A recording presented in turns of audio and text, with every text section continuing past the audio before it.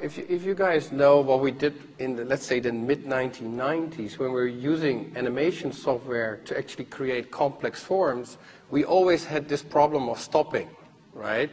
For instance, we were all using flocking software. Now, a flock of birds or a school of fish is a bottom-up self-organization, right? So we were all getting software, free software on the internet to create flocks.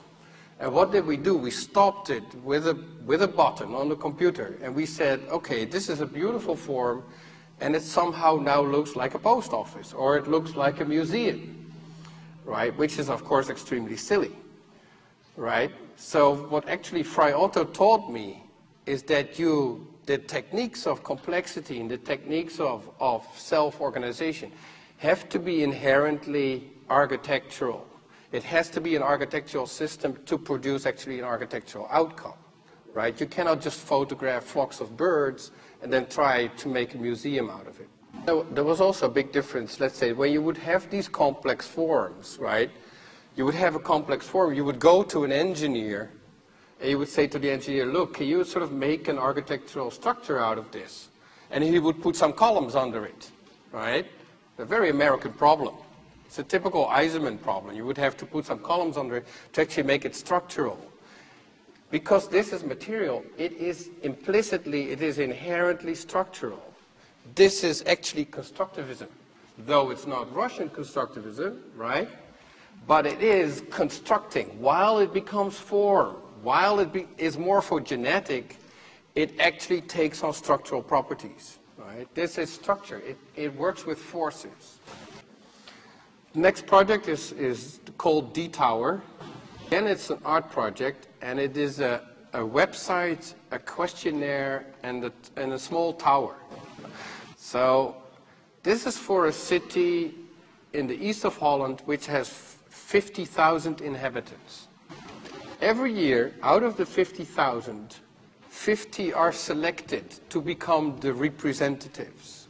These representatives get a password, and with the password, they can access the questionnaire. The questionnaire is about love, hate, happiness, and fear. So these are a few of the questions. I'm afraid in my direct environment. I'm happy with my relationships. I love my relationships. I hate my relationships. Now, this is at the start of the year. These are typical January questions. In December, it's about how much do you drink, do you hit your children, your mother-in-law, your mortgage. No. Next.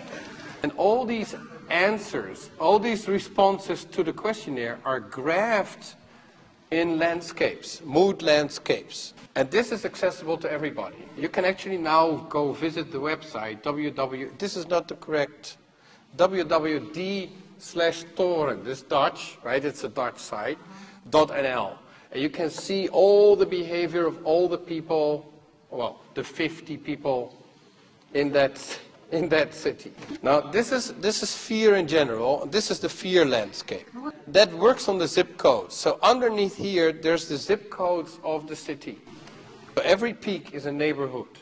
So you get less fear and more fear. And you can click on these, and you see in what streets of the neighborhood you get so much fear. Network will be there for the next 30, 40, 50 years. Build up an archive of emotions of the city. So you can always see in what neighborhoods, in what city, how emotions were doing in the different areas. So now we had the questionnaire and the website. Now we go to the tower. Next. Now, since I work with historical references, this is Bernini in the St. Peter, which is a baldacchino. And in Holland, people are not very used to using architecture as art, right? Architecture in Holland is always utilitarian. You never have fountains or these types of canopies, which are much more, let's say, much more used in southern Europe than in Holland. And this is a tower by Nicolas Schiffer. It's never built. It was meant to be higher than the Eiffel Tower for Paris. It was designed in the 1950s. And it was actually visualizing all the behavior in infrastructure. So how much people were using the telephone, how much television they were watching. So actually, by that, what he called a cybernetic tower, right? You could actually see all the behavior that was normally invisible. Next. Now I started to design a tower, very strange, by a pulsating sphere, a bit like a heart, which is actually problematic when you want to design a tower. So here you see the heart, and here you see my desk, right? And here I made a three-dimensional object out of that digital object. And here's my Friotto book. That image is actually this one. And I was very interested in this shopping bag model. And he started with a shopping bag, and then he puts all his shopping in there, the pumpkins and the milk and everything, and it takes on a form. So I thought maybe I already have the form, I just need the handles of the shopping bag. So that's what you see here. I'm using the form to calculate the handles. And then this one is digitized, right, and turned upside down to become that one. More historical references. I'm using the tempietto again as a reference, but the problem of Greek architecture is you have all the elements separate. So you have the dome, you have the frieze, and you have the columns.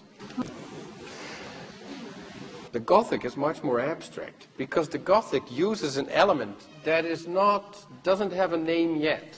If you bundle a number of lines, it actually becomes a column.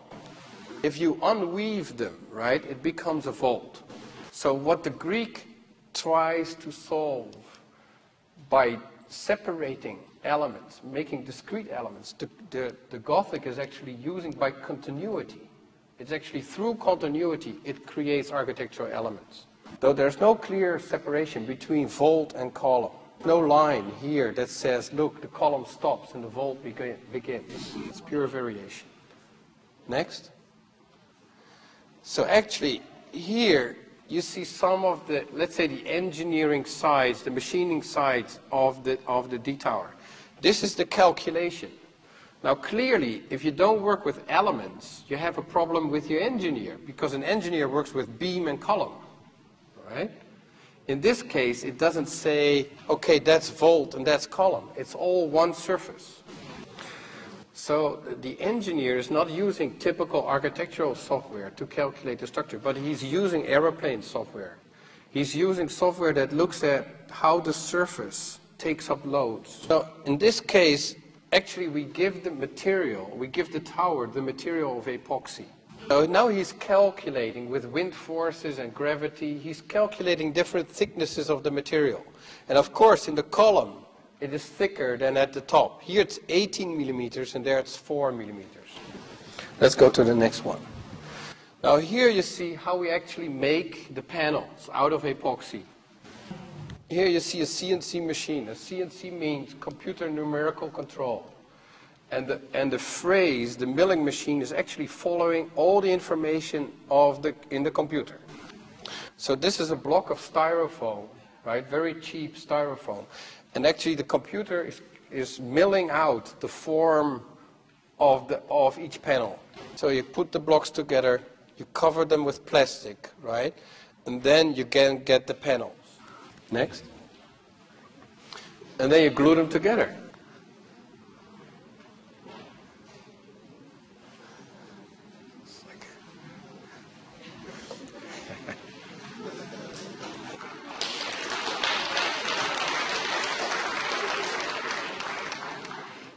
This project took 2 years longer than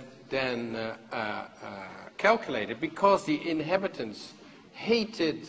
There were people living around here, and they hated the object. And we had to organize evenings with the inhabitants to explain the design. And they said, "Look, Lars, I have never seen anything so ugly." And I said, "Yes, but it is ugly." And I told them a story about my sister having a baby. When my sister got a baby, it was a terribly ugly baby. And the whole family was standing around the baby and doing all these nice gestures. And I was totally shocked. And I said, basically, it will be the same with you guys. First you think it's ugly, but then you will love it. And they will love it for a very special reason. Next slide. Next. Next. Because the computer knows, because of all the answers, the computer knows which emotion is most intensely felt at that day. So when love is on number one, the tower turns red. With happiness, when happiness is on number one, it turns blue. Since we are in the Netherlands, right, the big problem is that you can have 100% of blue, right, because everybody is always supposed to be happy. Yeah, it's nice for people, but it's bad for art. So actually, after it's been on now for 8 months, it's actually happiness is indeed on number one because you get 50% of happiness. But actually, it's not love on number two, it's hate. 35% of the time it's hate. They hate their boss, they hate their family, and every time you drive home at night from work, this is in a very prominent place in the city. You see that the thing is green. Home, you immediately go to the website to see where there is more hate.